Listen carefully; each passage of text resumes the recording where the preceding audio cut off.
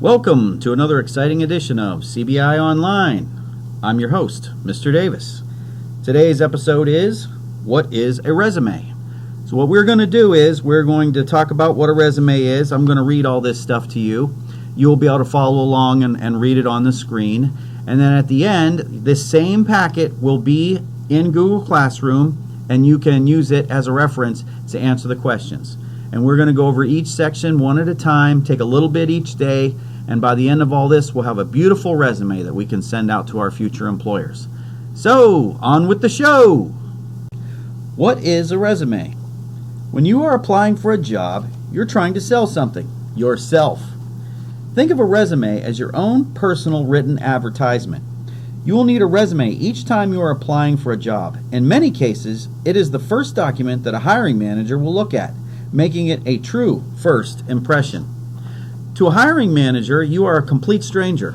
A resume allows you to introduce yourself. It provides a one-page summary of your working life. It includes all of the jobs you have had, your education, and skills. However, it is important to note that a resume is not a biography. Studies have shown that most hiring managers take an average of 6 seconds to look over a resume. This means that time is of the essence. You have 6 seconds to highlight your most impressive qualities to prove that you are the right candidate. What is the purpose of a resume? A popular idea is that the purpose of a resume is to land you a job. That is not true. The sole purpose of a resume is to get you an interview. If employers like what they see, they will call you in for an in-person interview. During the interview, they'll evaluate your skills and will decide whether your personality can fit in well with the team. What does it mean to target or tailor your resume? While it is perfectly fine to use the same format for each job that you apply for, it's a bad idea to send the exact same resume out to each job. If your resume is generic, chances are that it will be rejected. Each time you apply for a new job, you will want to edit your resume to fit the job requirements. This is called targeting your resume. A targeted resume is built around the job that you are applying for. It is relevant and specific to the job. For example, if a job description emphasizes people skills, communication, and positive energy, you'll want your resume to demonstrate that you have those qualities.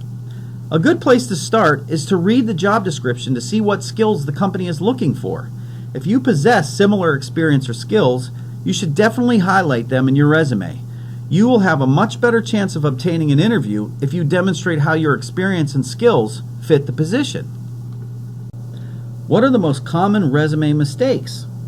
A 2018 Career Builder survey by the Harris Poll asked hiring managers to identify the most common resume writing mistakes that are instant deal breakers. Typos or bad grammar, 77%. Unprofessional email address, 35%. Resume without obvious results, 34%. Resumes with long paragraphs of text, 25%.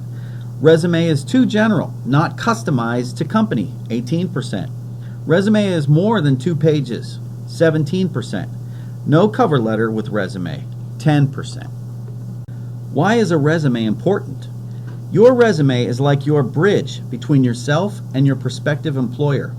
Because hiring managers don't have the time to interview every applicant, they turn to resumes to help them decide who to call in for an in-person interview.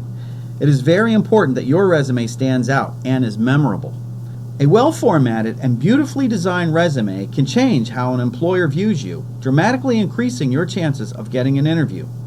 In an age of competitive job market, you need to have a resume that allows you to stand out when you have the opportunity. How should you prepare to write a resume? Before you write a resume, number 1, create a list. Make a list of your work experience, education, and skills. Other details can be added afterward. You need these key facts to begin. Number 2, choose a resume template or format. Number 3, write your resume. A note of caution, be completely honest on your resume. Don't cheat around with dates or lie about work experience. If you are hired, your employer will have unrealistic expectations of you, and the truth will come out. Number 4, proofread, proofread, proofread.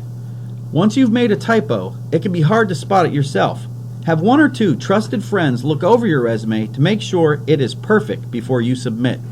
And number 5, think of your resume as a living document. You should be changing your resume for each job that you apply to. You should also be updating your resume each time you have new work experience or gain a new skill. Updating it every 3 months is a good practice to follow. It's best to update it frequently rather than all at once. And that is the end of today's episode. I hope you had a good time, and we will see you tomorrow. Goodbye.